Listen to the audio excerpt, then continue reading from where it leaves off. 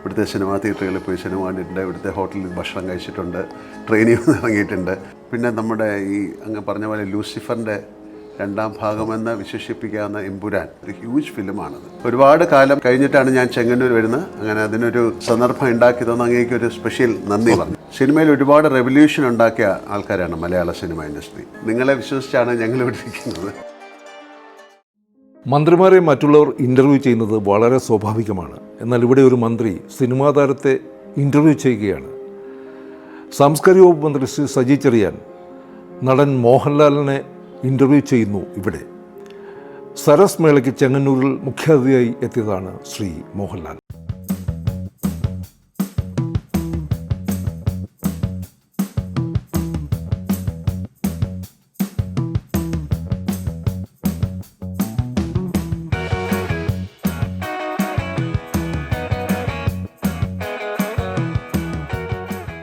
നമസ്കാരം സാർ. നമസ്കാരം.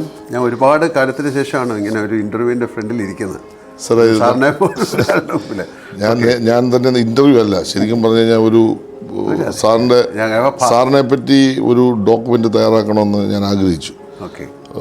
എൻ്റെ വകുപ്പ് ഇപ്പോൾ അത് ചെയ്യുന്നുണ്ട്. കാരണം നമ്മുടെ പല ആളുകൾ മൺമറഞ്ഞു പോകുമ്പോൾ അവരെന്താണ് സമൂഹത്തിന് ചെയ്തത്, നാടിന് ചെയ്തതിനെ പറ്റി നമ്മൾക്ക് ഇതുവരെ അത്തരം ഡോക്യുമെൻറ്റേഷൻസ് ഇല്ലായിരുന്നു. പക്ഷേ ഞാൻ മന്ത്രിയായതിനു ശേഷം അങ്ങനെ ഒരു പ്രൊജക്റ്റ് സാംസ്കാരിക അതെ, ഇപ്പോൾ 3500ഓളം ആളുകളുടെ ഡോക്യുമെൻറ്റേഷൻ കഴിഞ്ഞു. നമ്മൾ ഡിജിറ്റൽ യൂണിവേഴ്സിറ്റിയുമായിട്ട് നമ്മുടെ യൂണിവേഴ്സിറ്റി ടൈപ്പ് ചെയ്തിട്ടാണ് ചെയ്യുന്നത്. അതിന് ഒരുപാട് പോസിബിലിറ്റീസ് ഉണ്ട് സൂക്ഷിക്കാൻ. അപ്പോൾ അവരത് മുഴുവൻ ചെയ്ത് അവരത് ഇതിനെ സൂക്ഷിക്കും. ഏതെങ്കിലും ഒരു ആവശ്യത്തിൻ്റെ ഒരു കാലത്ത് നമുക്ക് അടുത്തൊരു തലമുറയ്ക്ക് ഇത് പഠനമാണെങ്കിൽ അവരെ പറ്റി അറിയാൻ ഏറ്റവും വലിയ കാര്യം. ഒരുപാട് കാലം ആഗ്രഹിക്കും. അതെ. അപ്പോൾ അതിൻ്റെ ഭാഗമായി ലാൽ സാറിന് ഒരു ഇൻ്റർവ്യൂ നടത്തണമെന്ന് ആഗ്രഹിച്ചു. സാർ, എൻ്റെ ഒരു ചോദ്യം, അങ്ങയുടെ മാതാവിൻ്റെ വീട് ഈ ചെങ്ങന്നൂരിനോട് ചേർന്ന് നിലന്തൂരാണല്ലോ. അപ്പോൾ അങ്ങ് പലപ്പോഴും ചെങ്ങന്നൂരിൽ എത്തുകയും ഒരുപാട് ഓർമ്മകൾ ഉണ്ടാവുമല്ലോ. ഒരുപാട് പ്രാവശ്യം. എന്താണ് അദ്ദേഹത്തിൻ്റെ? എൻ്റെ ഗ്രാൻഡ് മദർ അമ്മൂമ്മയൊക്കെ താമസിച്ചിരുന്ന അമ്പലത്തിൻ്റെ അടുത്താണ്. അപ്പോൾ അമ്മൂമ്മയുടെ കഥകളിലൊക്കെ ഈ ചെങ്ങന്നൂരുണ്ട്. പിന്നെ ഒരുപാട് റിലേറ്റീവ്സ് ഉള്ള സ്ഥലമാണ്. ഞാൻ ബസ്സിലും ട്രെയിനിലും പിന്നെ വണ്ടിയിലും ഒക്കെ എപ്പോഴും പണ്ട് പത്തനംതിട്ട എലന്തൂരൊക്കെ ആണ്. പത്തനംതിട്ടയും എലന്തൂരുമാണ് എൻ്റെ അമ്മയുടെ അച്ഛൻ്റെ വീട്. ഒരുപാട് പ്രാവശ്യം വന്നിട്ടുണ്ട്. ഇവിടുത്തെ സിനിമാ തിയേറ്ററുകളിൽ പോയി സിനിമ കണ്ടിട്ടുണ്ട്, ഇവിടുത്തെ ഹോട്ടലിൽ ഭക്ഷണം കഴിച്ചിട്ടുണ്ട്, ട്രെയിനിൽ നിന്ന് ഇറങ്ങിയിട്ടുണ്ട്. ഒരുപാട് സ്വന്തത്തിലുള്ള ആൾക്കാരൊക്കെ ഉള്ള സ്ഥലമാണ്. പക്ഷേ ഒരുപാട് കാലം കഴിഞ്ഞിട്ടാണ് ഞാൻ ചെങ്ങന്നൂർ വരുന്നത്. അങ്ങനെ അതിനൊരു സന്ദർഭം ഉണ്ടാക്കി തന്ന അങ്ങേക്ക് ഒരു സ്പെഷ്യൽ നന്ദി പറഞ്ഞു. Thank you sir. സാർ, രണ്ടാമത്തെ ചോദ്യം, അങ്ങ് ലോകം മുഴുവൻ സഞ്ചരിച്ചിട്ടുണ്ട്. പ്രത്യേകിച്ച് സിനിമയുമായി ബന്ധപ്പെട്ട് ഒരുപാട് കേന്ദ്രങ്ങളിൽ പോയിട്ടുണ്ടാവുമല്ലോ. അവിടുത്തെ ഈ അടിസ്ഥാന സൗകര്യങ്ങൾ, പ്രത്യേകിച്ച് അവിടുത്തെ സാംസ്കാരിക മേഖലയുമായി ബന്ധപ്പെട്ടുള്ള സൗകര്യങ്ങൾ, അത്തരം കാര്യങ്ങളെപ്പറ്റി അങ്ങ് മനസ്സിലാക്കിയതിനെപ്പറ്റി ഒരു ചെറിയതായിട്ട് എന്തെങ്കിലും അദ്ദേഹത്തിൻ്റെ അനുഭവത്തിലൂടെ നമുക്ക് ഭാവിയിൽ ഉൾക്കൊള്ളാൻ കഴിയുന്ന എന്തെങ്കിലും ആശയങ്ങൾ? നമ്മുടെ ഇപ്പം എൻ്റെ മേഖലയെക്കുറിച്ച് സംസാരിക്കാം. സിനിമ ഒരു എൻറ്റിറ്റി വൈസ് വളരെ ചെറിയ സ്ഥലമാണ് കേരളം, സിനിമ ഇൻഡസ്ട്രി തുടക്കകാലം. പക്ഷേ ഇപ്പോൾ അത് പുറത്തേക്ക് പോയി ഒരു പാൻ ഇന്ത്യൻ എന്നുള്ള സിനിമയിലേക്ക് ഒരു കൾച്ചറിലേക്ക് വന്നു. പക്ഷേ ഈ ചെറിയ സ്ഥലത്ത് നിന്ന് തന്നെ നമ്മൾ സിനിമയിൽ ഒരുപാട് റെവല്യൂഷൻ ഉണ്ടാക്കിയ ആൾക്കാരാണ് മലയാള സിനിമ ഇൻഡസ്ട്രി എന്ന് പറഞ്ഞാൽ. പുതിയ സാങ്കേതിക വിദ്യ എല്ലാം ഇവിടെയാണ് ആദ്യമായി പരീക്ഷിച്ചിരിക്കുന്നത്. ആദ്യത്തെ സിനിമ സ്കൂപ്പ് ചിത്രം 70mm പ്രോസസ്ഡ് 3D ഞാനാണ് ആദ്യത്തെ കോ പ്രൊഡക്ഷൻ ചെയ്തത് ഫ്രാൻസുമായിട്ട്. അപ്പോൾ ഒരുപാട് ചെറിയ സംസ്ഥാനത്ത് നമ്മൾ ഒരുപാട് കാര്യങ്ങൾ ചെയ്തിട്ടുണ്ട്. ഏറ്റവും നല്ല ടെക്നീഷ്യൻസ് ഉള്ള സ്ഥലമാണ്. ഇപ്പം നമ്മൾ ഇന്ത്യയിലെ ഏറ്റവും പ്രമുഖരായ ഇപ്പോൾ ഫോട്ടോഗ്രാഫേഴ്സ്, സിനിമാറ്റോഗ്രാഫേഴ്സ് അല്ലെങ്കിൽ ആർട്ട് ഡയറക്ടർ എന്നൊക്കെ എല്ലാവരും കേരളത്തിൽ നിന്നുള്ള ആൾക്കാരാണ്. സൗണ്ട് ആയാലും ഒരുപാട് പോസിബിലിറ്റീസ് ഉള്ളൊരു സ്ഥലമാണ് കേരളം. പക്ഷേ അതുപോലെ അവർക്ക് അതിന് ഇപ്പോൾ സൗണ്ട് അങ്ങനെയുള്ള ഒരുപാട് കാര്യങ്ങൾ പഠിക്കാനുള്ള ഇൻസ്റ്റിറ്റ്യൂഷൻസ് കുറവാണ്. ഈ ഫോട്ടോഗ്രാഫി ആയാലും അതിനുള്ള ഒരുപാട് സ്കോപ്പുള്ള സ്ഥലമാണ് കേരളം. KSFDC ഒക്കെ അന്ന് ആദ്യമായിട്ട് തുടങ്ങിയ സമയത്ത് അന്ന് ഏഷ്യയിലെ ഏറ്റവും വലിയ ഫ്ലോർ നമ്മുടെ ആയിരുന്നു. എല്ലാം ആദ്യം കാര്യത്തെ തുടങ്ങിയത് നമ്മളാണ്. പക്ഷേ അത് അങ്ങോട്ട് മുന്നോട്ട് പോകുന്തോറും അതിനങ്ങോട്ട് ഒരു തടസ്സമുണ്ടാകും. അപ്പോൾ ആ തടസ്സം മാറ്റിക്കഴിഞ്ഞാൽ ഒരുപാട് പോസിബിലിറ്റീസ് ഉണ്ട്. പുറം നാടുകളിലൊക്കെ ഒരുപാട്, ഈ വിദേശത്തൊക്കെ ഒരുപാട് ഇന്ത്യയിൽ നിന്നുള്ള ആൾക്കാർ ജോലി ചെയ്യുന്നുണ്ട്. എസ്പെഷ്യലി മലയാളികൾ, നമുക്ക് അറിഞ്ഞുകൂടാത്ത ഒരുപാട് പേര്. ഇപ്പം ഏറ്റവും വലിയ സിനിമകളായ പക്ഷേ ഒരു ആനിമേഷനിൽ ഏറ്റവും പ്രധാനപ്പെട്ട ഒരാൾ ഒരു മലയാളിയായിരിക്കും.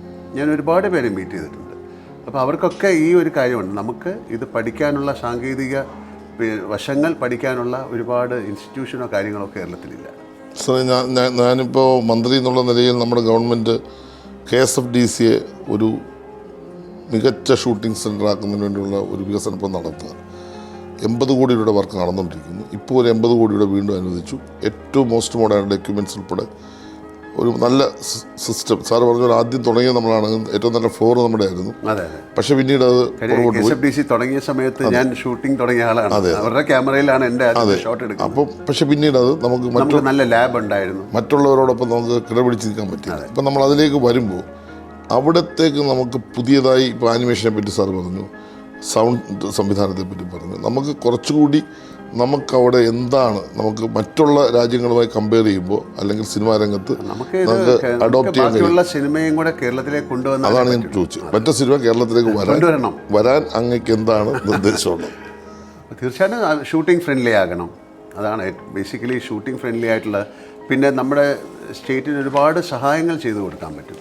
ഇപ്പോൾ ഒരു പക്ഷേ ഷൂട്ടിംഗ് ഫ്രണ്ട്ലി എന്ന് പറയുമ്പം പല സ്ഥലങ്ങളിൽ ഇപ്പോൾ ഷൂട്ടിങ്ങിൻ്റെ പെർമിഷൻ കിട്ടില്ല.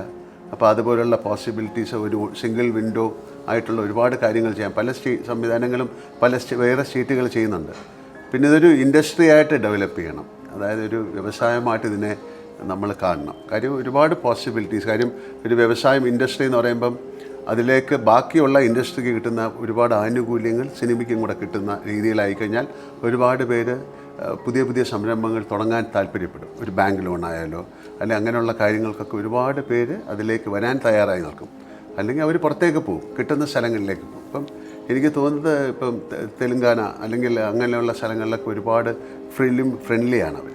നമ്മളിപ്പോൾ ഒരു കോൺക്ലേവ് നടത്തുന്നുണ്ട് സിനിമ, ഈ ഇൻഡസ്ട്രിയെ പറ്റി അങ്ങ് പറഞ്ഞുകൊണ്ടാണ് ഞാൻ ആ പോയിന്റിലേക്ക് വരുന്നത്. ഒരു സിനിമ കോൺക്ലേവ് നടത്തുന്നുണ്ട്. അതിനൊരു സിനിമ പോളിസി നമ്മളിപ്പോൾ തയ്യാറായി കഴിഞ്ഞു. നമ്മൾ എല്ലാ മേഖലകളുമായി ചർച്ച ചെയ്തു. മീൻസ് സിനിമാ രംഗത്ത് ഇൻഡസ്ട്രിയിലുള്ള ആളുകളുടെ എല്ലാം ചർച്ച കഴിഞ്ഞു. പിന്നെ ഇനിയിപ്പോൾ അടുത്തൊരു പ്രധാനപ്പെട്ട ആളുകളുമായിട്ടുള്ള ഡിസ്കഷനാണ് കോൺക്ലേവ്. അങ്ങനെ ഉൾപ്പെടെ ഞങ്ങൾ ക്ഷണിക്കുന്നുണ്ട്. ഒരു 2 ദിവസത്തെ ഒരു കോൺക്ലേവ് ഉണ്ട്. ഈ കേരളത്തിലെ ഏറ്റവും പ്രമുഖരായ വ്യക്തികളുടെ അഭിപ്രായം കൂടെ കേട്ട് നമ്മളൊരു നയം രൂപപ്പെടുത്തുക, ഒരു ഇൻഡസ്ട്രി ആക്കാനുള്ള ശ്രമത്തിലാണ്. അപ്പോൾ ഈ സിനിമ കോൺക്ലേവ് വരുമ്പോൾ യഥാർത്ഥത്തിൽ നമ്മുടെ കേരളത്തിൻ്റെ സിനിമ മേഖലയ്ക്ക് വലിയൊരു കുതിച്ചുചാട്ടമാണ് നമ്മൾ ഉദ്ദേശിക്കുന്നത്. അങ്ങനെ ഒരു സിനിമ കോൺക്ലേവിലേക്ക് അങ്ങേക്ക് എത്താൻ കഴിയുമോ? ഇനി എത്തുന്നില്ലെങ്കിലും അങ്ങയുടേതായ സജഷൻസ് സിനിമ കോൺക്ലേവിൽ അവതരിപ്പിക്കാൻ കഴിയുമോ? തീർച്ചയായിട്ടും നമ്മുടെ ഇൻഡസ്ട്രിക്ക് വേണ്ടി എനിക്ക് എത്താൻ കഴിയും എന്നുള്ളതാണ്.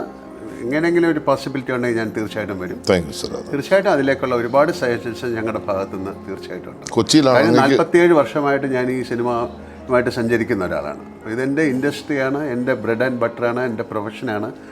തീർച്ചയായിട്ടും അതിൽ എന്ത് നല്ല കാര്യം ഉണ്ടായാലും അതിലേക്ക് കൊച്ചി വെച്ചാണ് അങ്ങേയും ഒക്കെ ഉദ്ദേശിച്ചാണ് കൊച്ചി ആക്കിയത്. ആയിക്കോട്ടെ. അപ്പോൾ അത് ഞാൻ അങ്ങേ വെൽക്കം ചെയ്യാം. പിന്നെ എൻ്റെ ഒരു ചോദ്യം, അങ്ങയുടെ ഒരു കൗമാര കാലമുണ്ടല്ലോ സിനിമയിലേക്കൊക്കെ വരുന്നത്, അങ്ങയുടെ ഒരു ഫാനാണ് ഞാൻ. എല്ലാ സിനിമയും കാണുന്ന ഒരാളായിരുന്നു. അപ്പോൾ ആ ഒരു കാലത്ത് നമ്മുടെ കേരളത്തിലെ ഒരു സാമൂഹ്യ ജീവിതം, അന്നത്തെ ഒരു കാലം, ഇപ്പോൾ അങ്ങേക്ക് സിനിമാ രംഗത്ത് ഒരുപാട് എക്സ്പീരിയൻസ് ആയി, അങ്ങ് ഒരുപാട് പെർഫോമൻസ് നടത്തി കഴിഞ്ഞു. ഇതിൻ്റെ എല്ലാം രൂപത്തിൽ കേരളത്തിൽ വന്ന ഇൻഡസ്ട്രി വന്ന മാറ്റം അല്ലെങ്കിൽ സാമൂഹികമായി വന്ന മാറ്റത്തെ അങ്ങ് എങ്ങനെയാണ് വിലയിരുത്തുന്നത്? അപ്പോൾ എല്ലായിടത്തും എല്ലാ ദിവസവും പുതുതായിട്ടുള്ള മാറ്റങ്ങൾ സംഭവിച്ചുകൊണ്ടിരിക്കുകയാണ്. ഇപ്പോൾ സിനിമയിൽ എന്ന് പറഞ്ഞാൽ ഒരുപാട് എവറി ഡേ ഒരു പോസിബിലിറ്റി. ഇപ്പോൾ AI വന്നു, അല്ലെങ്കിൽ VFX വന്നു. അപ്പോൾ അങ്ങനെ ഓരോ ദിവസവും പുതിയ പുതിയ മാറ്റങ്ങൾ വന്നുകൊണ്ടിരിക്കുകയാണ്. അത് സിനിമയിൽ മാത്രമല്ല എല്ലാ രംഗത്തും വന്നിരിക്കുന്നത്. അതിൻ്റെ കൂടെ സഞ്ചരിക്കുക എന്നുള്ളത് മാത്രമേ പറയാൻ പറ്റുള്ളൂ. പിന്നെ പ്രൊഫഷണലായിട്ട് പറയുമ്പോൾ ഇപ്പോൾ ആസ് ആൻ ആക്ടർ നമ്മൾ തന്നെ ചെയ്യേണ്ട കാര്യങ്ങളാണ്. അതിൽ എങ്ങനെ ഇവോൾവ് ചെയ്യുക എന്നുള്ളത് നമ്മൾ തന്നെ കണ്ടുപിടിക്കണം. കാര്യം ഒരുപാട് സാങ്കേതിക വിദ്യ ഇപ്പം സിനിമയിൽ വന്നു. ഞാനൊക്കെ വന്നിരിക്കുന്ന സമയത്ത് ഇത്തരത്തിലുള്ള ഒരു പോസിബിലിറ്റി ഇല്ലാത്ത സമയമായിരുന്നു. പക്ഷേ അതിൽ നിന്ന് മാറി സിനിമ വളരെയധികം മുന്നോട്ട് സഞ്ചരിക്കുകയാണ്. അപ്പോൾ അതിൻ്റെ കൂടെ സഞ്ചരിക്കാൻ ശ്രമിക്കുകയാണ്.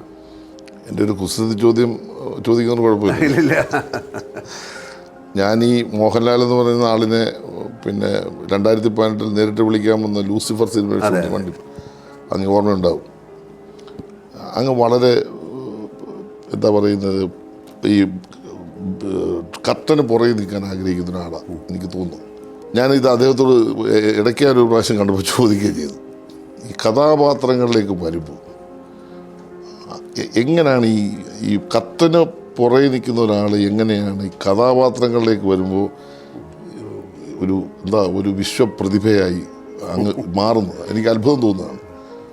അതിൻ്റെ ഒരു ദൈവികമായ ഒരു അനുഗ്രഹം കൊണ്ട് അത് ഞാൻ വിശ്വസിക്കുന്നു. പക്ഷേ ഡിസപ്പിയറിങ് ആക്ട് എന്നൊക്കെയാണ് അതിന് പറയുന്നത്. കാര്യം ഇപ്പോൾ life span of an actor ഒരു ആക്ഷൻ്റെയും കട്ടിൻ്റെ ഇടയിലാണ് സിനിമയിൽ. ഇപ്പോൾ നാടകം ബാക്കിയുള്ള പെർഫോമൻസുകളൊക്കെ വേറെയാണ്. സിനിമയിൽ വളരെ കുറച്ച് സമയം മാത്രമേ ഉള്ളൂ ആക്ടർ, ബാക്കി സമയം നമ്മൾ മോഹൻലാലായിട്ടാണ്. സോ അപ്പോൾ ആ സമയത്ത് വേറൊരു കഥാപാത്രമായിട്ട് മാറുക എന്ന് പറയുന്നത് അതൊരു എന്താ പറയുക, എന്നെ സംബന്ധിച്ച് ചിലപ്പോൾ ഒരു മെഡിറ്റേഷനാകാം, അല്ലെങ്കിൽ ഒരു ഡിസപ്പിയറിങ് ആക്ട്. മോഹൻലാൽ എന്ന് പറയുന്ന ആൾ മാറ്റി നിർത്തിയിട്ട് വേറൊരാളായിട്ട് അപ്പോൾ അപ്പിയർ ചെയ്തിട്ട് വീണ്ടും നമ്മൾ തിരിച്ചു പോകും. അപ്പോൾ അങ്ങ് പറഞ്ഞ പോലെ ഞാൻ കർട്ടൻ്റെ പുറകിൽ നിൽക്കാൻ ആഗ്രഹിക്കുന്ന ഒരാളാണ്. അതൊരു ഷൈ ആയിട്ടുള്ള കാര്യമല്ല, നമുക്ക് അങ്ങനെയാണ് അതിൻ്റെ ഒരു നേച്ചർ, ആദ്യം മുതലേ അങ്ങനെയാണ്. പക്ഷേ അതുകൊണ്ടായിരിക്കാം ഇത്തരം കഥാപാത്രങ്ങൾക്ക് ചെയ്യാനും പറ്റുന്നത്. അപ്പോൾ അത് എങ്ങനെ എന്ന് ചോദിച്ചു കഴിഞ്ഞാൽ എനിക്കതിനെക്കുറിച്ച് പറയാനറിയില്ല. അതിൽ അങ്ങയുടെ ചോദ്യത്തിൽ തന്നെ ഉത്തരവുണ്ടായിരുന്നു. അതൊരു ദൈവികമായ ഒരു ബ്ലെസ്സിങ് ആയിട്ടാണ് ഞാൻ കാണുന്നത്. എൻ്റെ രണ്ടാമത്തെ ഒരു ചോദ്യം ആലപ്പുഴ ജില്ലയ്ക്ക് വേണ്ടി ഒരു ചോദ്യമുണ്ട്. ഈ ആലപ്പുഴയിലെ ലാൽസലാം എന്ന സിനിമയുടെ ഷൂട്ടിംഗ് മേജർ പോർഷനാണെന്ന് ആലപ്പുഴയാണല്ലോ. അതിൽ അങ്ങയുടെ കഥാപാത്രം ഞാൻ ഏറ്റവും ഇഷ്ടപ്പെടുന്നൊരു കഥാപാത്രമാണ് ആശയപരമായി. സത്യത്തിൽ അതിൻ്റെ ഒരു ഒറിജിനാലിറ്റിയാണ് ആ കഥാപാത്രത്തോട് അങ്ങ് ലോകത്തിൻ്റെ മുമ്പിൽ സമർപ്പിച്ചത്. ഈ ലാൽസലാം സിനിമ പിന്നെ അതിൻ്റെ പ്രൊഡ്യൂസർ അല്ലെങ്കിൽ അതിൻ്റെ എല്ലാം നമ്മുടെ ആലപ്പുഴക്കാരൻ തന്നെയാണ് ചെയ്തിട്ടുള്ളത്. എനിക്കറിയാം, ഞങ്ങളുടെ സുഹൃത്താണ്. അങ്ങനെ ഒരു സിനിമ ചെയ്യുമ്പോൾ ഒരു വിപ്ലവകാരിയായി ഒരു കഥാപാത്രത്തെ അവതരിപ്പിക്കുമ്പോൾ എന്താണ് മനസ്സിൽ തോന്നിയത്? അതിൻ്റെ സ്ക്രിപ്റ്റിങ് തന്നെയാണ് അതിൻ്റെ. പിന്നെ അവരുമായിട്ടുള്ള നമ്മൾ വേണു നാഗവല്ലിയാണ് അത് ചെയ്തിരിക്കുന്നത്. അത് കഴിഞ്ഞ് രക്തസാക്ഷികൾ സിന്ദാബാദ് എന്ന് പറയുന്ന സിനിമ ചെയ്തു. അന്നൊരു പൊളിറ്റിക്കൽ സറ്റയറിനെക്കാട്ടിലും കൂടുതൽ അത് രണ്ട് സുഹൃത്തുക്കളുടെ കഥയാണ്, ഒരു ആത്മബന്ധമാണ്. അത് രാഷ്ട്രീയം മാറ്റിവെച്ചിട്ട് അതിൽ വളരെയധികം ഇമോഷണൽ സീനുകളുള്ള സിനിമയാണ്. അതിൽ കുറച്ച് റിയലായിരിക്കാം, അതല്ല ഏതാണ് റിയൽ ഏതാണ് അവർ ഉണ്ടാക്കിയെന്നുള്ള കാര്യം ഞാൻ ചർച്ച ചെയ്തിട്ടില്ല. ആ സ്ക്രിപ്റ്റിൻ്റെ സ്ട്രെങ്ത് തന്നെയാണത്. അപ്പോൾ നമ്മളൊരു സിനിമ ചെയ്യുന്ന സമയത്ത് അതിനെ ഉൾക്കൊണ്ട് ചെയ്യുക എന്നുള്ളതാണ്. അപ്പം അതിനൊരു പ്രത്യേക ഒരു പൊളിറ്റിക്കൽ ആംഗിളൊന്നുമില്ല അതിലേക്ക് ആഴ്ന്നിറങ്ങുക. അതെ. ആയിക്കോട്ടെ ലാൽ സാറേ, പുതിയ സിനിമാ വിശേഷങ്ങൾ എന്തൊക്കെയാണ്? പുതിയ സിനിമാ വിശേഷം പിന്നെ എൻ്റെ 3 ചിത്രങ്ങളാണ് ഇപ്പോൾ വരുന്നത്. ഒന്ന് തുടരും എന്നുള്ളൊരു ഫിലിമാണ്. പിന്നെ നമ്മുടെ ഈ അങ്ങ് പറഞ്ഞ പോലെ ലൂസിഫറിൻ്റെ 2ാം ഭാഗമെന്ന് വിശേഷിപ്പിക്കാവുന്ന എമ്പുരാൻ. അത് പക്ഷേ ഇന്ത്യയിൽ ഏറ്റവും കൂടുതൽ ഒരു എക്സ്പെൻസീവായിട്ടുള്ള ചിത്രമാണ്. അതിൻ്റെ ഒരു സാമ്പത്തികം കൊണ്ടല്ല പറയുന്നത്, അത്രയും വലിയ പല സ്ഥലങ്ങളിലൊക്കെ പോയി ഷൂട്ട് ചെയ്ത സിനിമയാണ്. ഇപ്പോൾ ദുബായ്, UK, USA ചെയ്തൊരു ഹ്യൂജ് ഫിലിമാണത്. നമുക്ക് ഈ പാൻ ഇന്ത്യ അന്യഭാഷയിലുള്ള ചിത്രമാണ്. അതെ, ഒരുപാട് ആക്ടേഴ്സ് ഉണ്ട്. നമുക്ക് ബ്രിട്ടീഷ് ആക്ടേഴ്സ് ഉണ്ട്, പിന്നെ ഗ്രീസി എന്നുള്ള ആൾക്കാരുണ്ട്. ഒരു കാര്യം USA-ലും UK-ലൊക്കെ നടക്കുന്ന കഥയാണ്. കാര്യം ലൂസിഫർ കേരളത്തിന് ബന്ധപ്പെട്ടായാലും ഈ ഖുറേഷി എബ്രഹാം ആരാണെന്ന് കാണിക്കുന്നതാണ്. പൃഥ്വിരാജാണ് അത് ചെയ്തിരിക്കുന്നത്, ആശീർവാദാണ് പ്രൊഡ്യൂസ് ചെയ്തിരിക്കുന്നത്. മലയാള സിനിമയിൽ ഏറ്റവും ചിലവ് കൂടിയ സിനിമ ആയിരിക്കും. ചിലവ് കൂടിയ സിനിമ കൊണ്ട് അത് വലിയ സിനിമയാണെന്നല്ല ഇല്ല, ഇത് കോണ്ടൻറ്റ് വൈസ് അത് വലിയ സിനിമയായിട്ട് മാറും. പിന്നെ ഞാൻ ചെയ്യുന്നത് സത്യനന്ദിക്കാരൻ്റെ ഒരു ഫിലിമാണ്, പുതിയ ഞങ്ങൾ തന്നെയാണ്. പിന്നെ ഞാൻ 2 തെലുങ്ക് സിനിമകൾ എൻ്റെ റിലീസാകാറുണ്ട്. പിന്നെ കുറേയേറെ ചിത്രങ്ങൾ. 2025 സിനിമയുടെ ഒട്ടേറെ സിനിമകളുടെ ഒരു വർഷമാകും.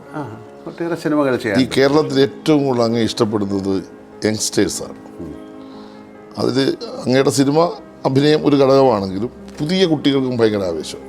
ഒരുപാട് ടെലിവിഷൻ അല്ലെങ്കിൽ ഫോണിലുള്ള കാര്യങ്ങളൊക്കെ ഇപ്പോൾ ഒരുപാട് എല്ലാവർക്കും കാണാനുള്ള പോസിബിലിറ്റീസ് ഉണ്ട്. അപ്പോൾ നമ്മൾ സിനിമയിൽ വരുന്ന സമയത്ത് ഇത്തരം പോസിബിലിറ്റീസ് ഒന്നുമില്ല. അതൊരു കുസൃതി ചോദ്യം എന്താണെന്ന് ചോദിച്ചു കഴിഞ്ഞാൽ, അതിനങ്ങയുടെ ഈ സൗന്ദര്യം ഇങ്ങനെ നിലനിർത്താൻ വേണ്ടിയുള്ള ഒരു രൂപം. ഇപ്പം നമ്മളൊക്കെ പൊതുപ്രവർത്തകർക്കൊന്നും അങ്ങനെ ഒരു സംവിധാനം ഇല്ലെങ്കിലും എന്താണ് സംവിധാനമൊന്നുമില്ല, നിങ്ങളുടെ സ്നേഹം തന്നെയാണ് നമ്മുടെ ആരോഗ്യത്തിൻ്റെ ആരോഗ്യത്തിൻ്റെ. പിന്നെ നമ്മൾ സിനിമ ചെയ്യുന്ന ഒരു പ്രൊഫഷൻ ഇപ്പം അതുകൊണ്ടല്ലോ ആരോഗ്യത്തിൻ്റെ രഹസ്യം എന്ന് പറയുന്നത് പ്രോപ്പറായിട്ടുള്ള ഒരു എക്സസൈസും ഭക്ഷണവും ഒക്കെയാണ്. അതിപ്പം സിനിമ ആയതുകൊണ്ട് മാത്രമല്ല, അങ്ങേക്കും ചെയ്യാവുന്ന കാര്യം തന്നെയാണ്. ഇപ്പം നമുക്ക് ഈ സിനിമ അല്ലാതെ അദ്ദേഹം അങ്ങയുടെ പിന്നെ സാധാരണ മറ്റ് മേഖലകളിൽ അങ്ങയുടെ പെർഫോമൻസ് എന്ന് വെച്ചാൽ സ്പോർട്സ്, മറ്റ് അങ്ങനെ എന്തെങ്കിലും ആക്ടിവിറ്റീസ് അങ്ങ് ചെയ്യുന്നുണ്ടോ? വായന, സ്പോർട്സ്, അങ്ങനെയുള്ള ആക്ടിവിറ്റീസ് എല്ലാം കുറച്ച് ചെയ്യുന്നുണ്ട്. എക്സസൈസ് ചെയ്യുന്നു. സ്പോർട്സ് എന്നുള്ളത് ഞാൻ പണ്ട് കളിക്കുമായിരുന്നു, ഷട്ടിലൊക്കെ കളിക്കാൻ പോയിരുന്നു, ബാഡ്മിൻ്റനൊക്കെ. ഇപ്പോൾ അതിനുള്ള സൗകര്യങ്ങളില്ലാത്തതുകൊണ്ട് നമുക്ക് ചെയ്യാൻ പറ്റുന്ന കാര്യങ്ങൾ ചെയ്യാറുണ്ട്. വായന പഴയതുപോലെ വായിക്കാനുള്ള സമയമില്ല, എന്നാലും നമ്മൾ ട്രാവൽ ചെയ്യുന്ന സമയത്തോ ഫ്ലൈറ്റിലോ അല്ല കിട്ടുന്ന സമയങ്ങളിലൊക്കെ ഞാൻ പുസ്തകങ്ങൾ വായിക്കാറുണ്ട്. ഇപ്പം പുസ്തകങ്ങൾ കൊണ്ട് നടക്കണ്ട, നമുക്ക് ഫോണിൽ കൂടെ വായിക്കാം. നമുക്ക് ഒരുപാട് ഒരു വിരൽത്തുമ്പിലായാലും എല്ലാം. അതുകൊണ്ട് ഒരുപാട് ഇത്തരം കാര്യങ്ങൾ അറിയാനുള്ള സാധ്യതകളും കൂടുതലാണ്. കുടുംബവിശേഷത്തിലേക്ക് പോകാല്ലേ? ഭാര്യ, മക്കൾ, അവരുടെയൊക്കെ ഇപ്പോഴത്തെ വിദ്യാഭ്യാസം, അവരുടെയൊക്കെ സാഹചര്യം എന്താണ്? മകനും ഒരു മകളുമാണ്. മകള് പുറത്താണ്, തായ്ലൻഡിലാണ്. അവരൊരു കുറച്ചുകൂടെ സ്പോർട്സ് ആയിട്ട് ബേസ്ഡ് ആയിട്ടുള്ളൊരു കുട്ടിയാണ്. ഒരു മോയിത്തായ് എന്നൊരു മാർഷ്യൽ ആർട്ട് പഠിച്ചുകൊണ്ടിരിക്കുകയാണ്. എൻ്റെ മകൻ ചുരുക്കം സിനിമകളിൽ അഭിനയിക്കുന്ന ഒരാളാണ്. ഇപ്പോൾ ഒരു സിനിമ അഭിനയിക്കാൻ പോകുന്നു. കൂടുതൽ അയാൾ ഒരുപാട് ട്രാവൽ ചെയ്യുന്നുണ്ട്. അയാൾ കുറച്ച് മോർ ഇൻ മ്യൂസിക്കും റൈറ്റിങ്ങിലുമാണ്. മദ്രാസ് ബേസ്ഡാണ് താമസിക്കുന്നത്. കേരളത്തിൽ വരും. കേരളത്തിൽ എറണാകുളത്താണ്. ഞാൻ ഇടയ്ക്ക് പുറത്ത് ദുബായിൽ ഞങ്ങൾ താമസിക്കാറുണ്ട്. കലയോട് നല്ല അവർ സിനിമാ അഭിനയം എന്നുള്ളതല്ലല്ലോ, അവർ കൂടുതലും ലിറ്ററേച്ചറും പോയട്രി, മ്യൂസിക് അങ്ങനെയുള്ള കാര്യങ്ങളിലാണ്. സ്വന്തം മാതാപിതാക്കളെ പറ്റി എങ്ങനെയാണെന്ന് ഓർക്കുന്നു? പ്രത്യേകിച്ച് അപ്പൻ, അമ്മ. അച്ഛന് പിന്നെ അച്ഛൻ റിട്ടയർ ആകുന്ന ലോ സെക്രട്ടറി ആയിട്ടാണ് കേരളത്തിൻ്റെ. പിന്നെ സ്പെഷ്യൽ സെക്രട്ടറി ആയിരുന്നു. അച്ഛനില്ല. അമ്മ ഇപ്പോൾ ഉണ്ട്. അമ്മ കുറച്ച് ബെഡ് റിഡൺ ആണ് കഴിഞ്ഞ 8 വർഷമായിട്ട്. വളരെ നല്ല ഒരു മാതാപിതാക്കൾ തന്നെയായിരുന്നു. അതുകൊണ്ടാണ് അങ്ങനെ വേണമല്ലോ, നല്ല മാതാപിതാക്കന്മാർക്ക് നല്ല കുട്ടികളും നല്ല കുട്ടികൾക്ക് നല്ല മാതാപിതാക്കന്മാരും ഉണ്ടാകുമെന്ന് പറയാം. എല്ലാവരും നല്ല കുട്ടികളാണ്, എല്ലാവരും നല്ല മാതാപിതാക്കളുമാണ്. ഇങ്ങനെ മഹാനായ ഒരു നടനായ മോഹൻലാലിനെ ഈ ലോകത്തിന് സമർപ്പിക്കുന്നതിൽ അവർ ചെയ്ത നന്മ എന്തായിരുന്നു? അങ്ങനെയല്ല, നേരെ തിരിച്ചാണ് ഞാൻ ചിന്തിക്കുന്നത് അല്ലേ. അവരുടെ മകനായിട്ട് പിറന്നു എന്നുള്ളതാണ് കാര്യം. ഇപ്പോഴും എല്ലാ ദിവസവും എനിക്ക് എൻ്റെ അമ്മയെ ഫോൺ ചെയ്യാം. അമ്മ സുഖമില്ലെങ്കിലും എന്നെക്കുറിച്ച് ഇതാണ് കൂടുതൽ കൺസേൺ. അത്രയും കൺസേൺ ആയിട്ടുള്ള എല്ലാ മാതാപിതാക്കന്മാരും അങ്ങനെയാണ്. പക്ഷേ എനിക്ക് എൻ്റെ അച്ഛനും അമ്മയും എനിക്ക് പ്രത്യേകത ഉള്ള ആൾക്കാരാണ്. സർ, നമുക്ക് ഈ പൊതുപ്രവർത്തകരെ ഞങ്ങൾക്കൊക്കെ ഒരുപാട് സ്വപ്നങ്ങളുണ്ട് നാളെക്കുറിച്ച്. ഈ ഇതെച്ചാൽ വ്യക്തിപരമായ സ്വപ്നങ്ങളല്ല, നാടിൻ്റെ ഭാവിയെപ്പറ്റി. ലോകത്തൊരുപാട് കലുഷിതമായ അന്തരീക്ഷത്തിലാണല്ലോ നമ്മളെല്ലാം ഇപ്പോൾ ജീവിക്കുന്നത്. നമ്മുടെ നാട്ടിലും സമാധാനപരമായ അന്തരീക്ഷം പലപ്പോഴും നഷ്ടപ്പെടാറുണ്ട്. ഇങ്ങനെയൊക്കെ ഉള്ള ഒരു സാഹചര്യത്തിൽ ലോകത്തോട് അങ്ങേക്കുള്ള സന്ദേശം എന്താ? അല്ല, അങ്ങേക്കുള്ള അതേ കൺസേൺ തന്നെയാണ് ഞങ്ങൾക്കെന്ന് പറഞ്ഞാൽ ഞങ്ങളുടെ ഒരു ഫ്രറ്റേണിറ്റിയെ ബേസ് ചെയ്ത് പറയാണ്. നമുക്ക് ഒരു കക്ഷി രാഷ്ട്രീയമില്ലെങ്കിലും രാഷ്ട്രത്തിൽ എന്ത് നടക്കുന്നു എന്നുള്ളതിനെക്കുറിച്ച് നല്ല ബോധമുള്ള ആളാണ്. അതിനെക്കുറിച്ച് നമ്മൾ സംസാരിക്കാനും തയ്യാറാണ്. പക്ഷേ അതിൻ്റെ കൂടെ പക്ഷേ അതിനൊക്കെ ചെയ്യാൻ നിങ്ങളുണ്ടല്ലോ. നിങ്ങളെ വിശ്വസിച്ചാണ് ഞങ്ങൾ ഇവിടെ ഇരിക്കുന്നത്. തീർച്ചയായിട്ടും ഒരു വളരെ പോസിറ്റീവായിട്ടുള്ള തിങ്കിങ്ങിൽ തന്നെയാണ്. സമാധാനത്തോടെ ജീവിക്കുക, സന്തോഷത്തോടെ ജീവിക്കാനുള്ള ശ്രമത്തിലാണ്. ഓക്കെ സാർ, അച്ഛന് ലോ സെക്രട്ടറി ആയിട്ട് റിട്ടയർ ചെയ്തതാണല്ലോ. അങ്ങ് പറഞ്ഞപ്പോൾ സെക്രട്ടേറിയറ്റിൽ നിന്നാണല്ലോ അതേ റിട്ടയർ ചെയ്യുന്നത്. ഇപ്പോൾ സെക്രട്ടേറിയറ്റിൽ പ്രവർത്തിക്കുന്ന ഒരാളെന്നുള്ളതിൽ സെക്രട്ടേറിയറ്റിനെ പറ്റി എന്താണ് അങ്ങയുടെ ഒരു? ഞാൻ എത്രയോ പ്രാവശ്യം വന്നിട്ടുള്ള സ്ഥലമാണ് നമ്മുടെ സെക്രട്ടറി. അതെ, ഞാൻ എൻ്റെ അച്ഛനുള്ള സമയത്ത് ഒരുപാട് പ്രാവശ്യം ചിലപ്പോൾ സ്കൂളിൽ നിന്ന് ഊണ് കഴിക്കാൻ അവിടെയാണ് വന്നുകൊണ്ടിരുന്നത്. അപ്പോൾ ഫാദറിൻ്റെ അടുത്തേക്ക് ഭക്ഷണം കൊടുത്തയക്കും. ഒരുപാട് ഊണ് കഴിച്ചിട്ടുള്ള സ്ഥലമാണ് സെക്രട്ടേറിയറ്റ്. പിൽക്കാലത്ത് അച്ഛൻ്റെ ആ റൂമിൻ്റെ ഫ്രണ്ടിൽ നിന്ന് ഞാൻ ഒരുപാട് സിനിമകൾ ഷൂട്ട് ചെയ്തിട്ടുണ്ട്. ഒരുപാട് പേരുമായിട്ട് ബന്ധമുള്ളതാണ്. എപ്പോഴും എല്ലാ മോഹൻലാൽ എന്നറിയുന്നതിനെക്കാട്ടിലും കൂടുതൽ ഞാൻ വിശ്വനാഥൻ നായരുടെ മകൻ എന്നാണ് അറിയുന്നത്. ഒരുപാട് പേര് എന്നെ എപ്പോഴും അച്ഛൻ്റെ പേരിലാണ് എന്നെ ആദ്യം കാണിക്കുമ്പോൾ വിശ്വനാഥൻ്റെ മകൻ എന്നല്ലേ പറയുന്നുണ്ട്. ഓക്കെ, അങ്ങനെ അത്രയും ഒരു പേരുള്ള ഒരാളായിരുന്നു എൻ്റെ ഫാദർ. ഇപ്പോൾ സാറിന് ആഗ്രഹമുണ്ടോ സെക്രട്ടേറിയറ്റ് ഒന്ന് സന്ദർശിക്കണമെന്ന്? തീർച്ചയായിട്ടും. കാര്യം അത് എപ്പോഴും നമ്മൾ അവിടെ കൂടെ പോകുന്ന സമയത്ത് നമ്മുടെ ഒരു സ്ഥലമല്ലേ. ഏറ്റവും കൂടുതൽ എൻ്റെ ഫാദറിൻ്റെ കൂടെ ഞാൻ പോയിട്ടുള്ള സ്ഥലമാണ്. സ്കൂളിൽ പഠിക്കുമ്പോൾ പോകുന്ന സമയമാണ്. സെക്രട്ടേറിയറ്റ് കാണുമ്പോൾ നമുക്കൊരു പ്രത്യേക വികാരം തന്നെയാണ് ആ ഒരു ബിൽഡിംഗ് കാണുമ്പോൾ. സാർ, നമുക്ക് ചോദ്യം അവസാനിപ്പിക്കുന്ന ഒരു കാര്യമാണ് ചോദിച്ചത്. പുതിയ തലമുറയോട് പ്രത്യേകിച്ച് ഇന്നിപ്പോൾ ഈ വലിയൊരു പരിപാടിക്കാണ് അങ്ങേ ക്ഷണിച്ചങ്ങ് ഇവിടെ എത്തിയതിന് അങ്ങോട്ട് ഞാൻ അങ്ങേയറ്റം നന്ദി രേഖപ്പെടുത്തുന്നു. കാരണം ബോംബെയിലെ ഒരു വലിയ ഷൂട്ടിംഗ് സെൻറ്ററിൽ നിന്ന് അങ്ങയോട് ഞങ്ങൾ ഒരുപാട് കടപ്പെട്ടിരിക്കുന്നു. ഗവൺമെൻറ്റും മന്ത്രി തുറതിലെ ഞാനും വകുപ്പും എല്ലാം കടപ്പെട്ടിരിക്കുകയാണ്. ചെങ്ങന്നൂരിലെ ജനങ്ങളെല്ലാം കടപ്പെടണം. അങ്ങേ ഒന്ന് കാണണമെന്ന് ചെങ്ങന്നൂർക്കാരുടെ ആഗ്രഹം എനിക്ക് സൗകര്യീകരിക്കാൻ കഴിഞ്ഞു എന്നുള്ളത് വലിയൊരു കാര്യമാണ്. അങ്ങനെ ഇത്രയും ബുദ്ധിമുട്ടി ഇവിടെ വരുമ്പോൾ അങ്ങേ കാണാൻ ആയിരക്കണക്കിന് ആളുകൾ ഇന്ന് ഇവിടെ കൂടുമെന്നുള്ള കാര്യത്തിൽ സംശയമൊന്നും വേണ്ട. എന്താണ് അവരോട് പറയാനുള്ള സന്ദേശം, പ്രത്യേകിച്ച് യൂത്തിനോട് പറയാനുള്ള സന്ദേശം? നമ്മൾ കേരളത്തിലെ ഇപ്പോൾ ഏറ്റവും മെയിൻ പ്രശ്നം എന്ന് പറയുന്നത് ലഹരി എന്നുള്ളതാണ്. ഈ ഡ്രഗിൻ്റെ യൂസേജാണ്. കാര്യം ഞാൻ അത്തരം സിനിമകൾ ചെയ്തിട്ടുണ്ട്. സീസൺ എന്നുള്ളൊരു സിനിമ വളരെ കാലം മുമ്പ് ചെയ്യുമ്പോൾ അന്ന് നമ്മൾ പറയുന്നുണ്ട് ആ സിനിമയിൽ കോവളം എന്നൊക്കെ ഉള്ളത് വളരെ പിൽക്കാലത്ത് ഡ്രഗിൻ്റെ വലിയ സ്ഥലങ്ങളായി മാറുമെന്ന് പറഞ്ഞാൽ. അതുകൊണ്ട് കേരളത്തിലെ ഏറ്റവും കൂടുതൽ ഡ്രഗ് നമ്മൾ ഒരുപാട് ഇതിനെതിരെ നമ്മൾ സംസാരിച്ചിട്ടുണ്ട്. സിനിമയിൽ കഥാപാത്രങ്ങൾ ലഹരി ഉപയോഗിക്കുന്ന പോലെയല്ല, റിയലായിട്ട് അതൊരു സിനിമയിൽ അഭിനയിക്കുന്ന സമയമാണ്. അപ്പോൾ അതിൽ നിന്ന് വളരെ അതല്ല ലഹരി, നിങ്ങളുടെ ജീവിതമാണ് ലഹരി എന്നും നിങ്ങൾ ചെയ്യുന്ന പ്രൊഫഷൻ, ആ പ്രൊഫഷനോടുള്ള അതിൽ കൂടെയാണ് ലഹരി. ഇപ്പോൾ എൻ്റെ അടുത്ത് ചോദിച്ചു കഴിഞ്ഞാൽ എന്താണ് നിങ്ങളുടെ ലഹരി എന്ന് ചോദിച്ചാൽ എൻ്റെ സിനിമയിലൊരു അഭിനയമാണ് എൻ്റെ ലഹരി. അങ്ങോട്ട് ചോദിച്ചു കഴിഞ്ഞാൽ അങ്ങയുടെ ജനസേവനമാണ്. അതുപോലെ നമ്മൾ ചെയ്യുന്ന ജോലിയോടുള്ള ഒരു പ്രതിപത്തിയാണ് ലഹരിയായിട്ട് കാണുകയും ബാക്കിയുള്ള ലഹരികൾ നമുക്ക് ആവശ്യമില്ല. കാര്യം ഇത്രയും മനോഹരമായൊരു പ്ലാനറ്റിൽ ഈശ്വരൻ മനോഹരമായൊരു ജീവൻ തന്നിരിക്കുകയാണ്. അപ്പോൾ അതിനെ ഏറ്റവും നല്ല രീതിയിൽ മറ്റുള്ളവർക്ക് ഉപകാരപ്പെടുന്ന രീതിയിൽ അതിനെ കൊണ്ടുപോകാൻ നമ്മൾ ശ്രമിക്കണം. അപ്പം ഈ ഡ്രഗ് എന്ന് പറയുന്നത് അത് പാടില്ലാത്തൊരു കാര്യമായിട്ടാണ് ആദ്യം പറയേണ്ടത്. ഒരുപാട് പേര് അതിൽ പെട്ട് പോകുന്നുണ്ട്. നിങ്ങൾക്ക് അറിയാവുന്ന കാര്യം തന്നെയാണ്, സ്കൂളുകളിലൊക്കെ അവിടുന്നേ ഇത് തുടങ്ങുകയാണ്. അപ്പം അവിടുന്ന് ഒരു ഭയങ്കരമായിട്ടൊരു റീവാമ്പിങ് വേണം. ഒരു വളരെ ശ്രദ്ധയോടെ കൈകാര്യം ചെയ്തില്ലെങ്കിൽ നല്ലൊരു തലമുറ ഇല്ലാതായി പോകും എന്നൊരു സങ്കടമുണ്ട്. ചെങ്ങന്നൂർ വരുമ്പോൾ മഹാദേവ ക്ഷേത്രത്തിൽ അങ്ങ് വന്നിട്ടുള്ള കാര്യം അങ്ങ് സംസാരിച്ച് പറഞ്ഞു. ആ മഹാദേവ ക്ഷേത്രത്തിൽ വരാനിട വന്ന അതിൻ്റെ ഒരു സാഹചര്യം എന്തായിരുന്നു? അതിനുശേഷം അദ്ദേഹം അങ്ങ് ആലാക്കാവ് ആലാ ക്ഷേത്രത്തിൽ അങ്ങ് പോകുന്നതായിട്ട് എനിക്ക് ചില രഹസ്യപരങ്ങൾ. അപ്പോൾ ഇങ്ങനെ ഈ അതൊക്കെ ഞങ്ങളുടെ കുടുംബക്ഷേത്രങ്ങളാണ്. ഇതല്ല, എൻ്റെ ആലാക്കാവ് എന്ന് പറയുന്നതാണ് ഞങ്ങളുടെ മദറിൻ്റെ ഫീൽഡ്. അപ്പോൾ ആ കാലത്താണ് ഞാൻ വന്നിരിക്കുന്നത്. അച്ഛൻ്റെ അമ്മയുടെ കൂടെയൊക്കെയാണ്. വളരെ ആഴമേറിയ ബന്ധം ചെങ്ങന്നൂരായിട്ടുണ്ട്. തീർച്ചയായിട്ടും.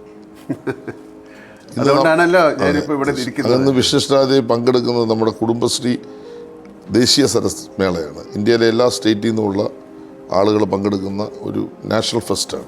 തീർച്ചയായിട്ടും വനിതകൾ ആണ് ഇത് അവരുടെ ഉൽപ്പന്നങ്ങൾ വിൽക്കുക, അവരുടെ ഇങ്ങനെയുള്ള കാര്യങ്ങളാണ് വിപണനം, പിന്നെ പുതിയ ഈ സംരംഭങ്ങളെക്കുറിച്ച് പഠിക്കുക. ഇങ്ങനെയുള്ള വനിതാ സംരംഭകരുടെ വലിയൊരു പ്രൊജക്റ്റാണ് നമ്മൾ ചെയ്യുന്നത്. ഈ 13 ദിവസക്കാലം അതിൻ്റെ ഭാഗമായിട്ടാണ് ബാക്കി അനുബന്ധ പരിപാടികൾ, കലാപരിപാടികൾ കാണുന്നത്. ഈ സ്ത്രീ സമൂഹം ഒരുപാട് സാമൂഹിക സാമ്പത്തികമായി ഇന്നും ഉന്നമനത്തിലേക്ക് പലപ്പോഴും നമുക്ക് പൊതുസമൂഹത്തോടൊപ്പം പുരുഷന്മാരോടൊപ്പം അല്ലെങ്കിൽ ആ പൊതു ജീവിതത്തിലേക്ക് എത്തിക്കാൻ വേണ്ടി നമ്മൾ പരിശ്രമിക്കുന്ന ഒരു മേഖലയാണ് ഈ കുടുംബശ്രീ. അപ്പോൾ സ്ത്രീ സമൂഹത്തെ പറ്റി അങ്ങയുടെ അഭിപ്രായത്താണ് ഈ കുടുംബശ്രീ അടക്കമുള്ള സംഘടനകളും പ്രസ്ഥാനങ്ങളും വന്നുകൂടി വലിയ മാറ്റം ഉണ്ടായിട്ടുണ്ട്. കേരളത്തിൽ വലിയ മാറ്റം. പക്ഷേ ഇന്ത്യ പലയിടത്തും നമുക്ക് ആ മാറ്റം ഇപ്പോഴും കാണാൻ കഴിയുന്നില്ല. അവരെ മുഖ്യധാരയിലേക്ക് കൊണ്ടുവരുന്നതിനെ സംബന്ധിച്ചാണ് നമ്മുടെ ഒരു ആശയം. എന്താണ് അവരോട് കൊടുക്കാനുള്ള സന്ദേശം? പ്രത്യേകിച്ച് അവരെ ഒരു തോട്ടല്ലേ അത്. ഇപ്പോൾ ഏതാണ്ട് 29-39 സംസ്ഥാനങ്ങളിൽ നിന്ന് ആൾക്കാർ 28 അവിടുന്ന് അത്രയും പേരെ കൊണ്ടുവരാൻ നമുക്ക് കേരളത്തിന് കഴിഞ്ഞു എന്നുള്ളതാണ്. എല്ലാ രീതിയിലും കരകൗശലവും അല്ലെങ്കിൽ ഫുഡ് എല്ലാ രീതിയിലും അവരുടെ സ്കിൽ ലേബേഴ്സ് ഉണ്ട് അല്ലേ, പഠിപ്പിക്കുന്ന കാര്യങ്ങൾ ഒരു വലിയ ഒരു റെവലേഷൻ, ഒരു വെളിപാടുണ്ടാക്കാൻ സാധിച്ചു എന്നാണ് ഞാൻ വിശ്വസിക്കുന്നത്. ഇപ്പോൾ ഈ തീർച്ചയായും ഇങ്ങനത്തെ ഒരു കോൺഗ്രസ്, ഇങ്ങനത്തെ ഇത്രയും ആൾക്കാരെ ഉൾക്കൊള്ളിച്ചുകൊണ്ട് ഈ ഇത്രയും ദിവസം 13 ദിവസം നടത്തുന്നൊരു പ്രോഗ്രാം തന്നെ അതിൻ്റെ ഏറ്റവും വലിയൊരു മാതൃകയാകുകയും മറ്റു പല സ്റ്റേറ്റുകൾക്കും ഇത്തരം കാര്യങ്ങൾ ചെയ്ത് ഇതൊരു വലിയ വിജയമാക്കി മാറ്റാൻ സാധിക്കും എന്നുള്ളതാണ്. സ്ത്രീകൾ വിചാരിച്ചാൽ ടോട്ടലി ഒരു വലിയ റെവല്യൂഷൻ ഉണ്ടാക്കാൻ സാധിക്കും. അത് ഏറ്റവും കറക്റ്റായിട്ടാണ് തുടങ്ങിയിരിക്കുന്നത്. ഏറ്റവും ചെറിയ ഒരു ഫാമിലിയിൽ നിന്ന് അവർക്ക് ഒരു സാമ്പത്തിക അടിത്തറ ഉണ്ടാക്കി അവർ മുന്നോട്ട്. കാര്യം അവരാണല്ലോ ഇത് ഗവേൺ ചെയ്യുന്നത്, അവരാണല്ലോ. ഇപ്പോൾ എൻ്റെ വീട്ടിലായാലൊക്കെ ഞാൻ കാണുന്നത് എൻ്റെ അമ്മ അല്ല, എല്ലാ കാര്യം എൻ്റെ അമ്മൂമ്മയായാലും അങ്ങനെ ഒരു കൾച്ചറിൽ നിന്നാണ് നമ്മൾ വന്നിരുന്നത്.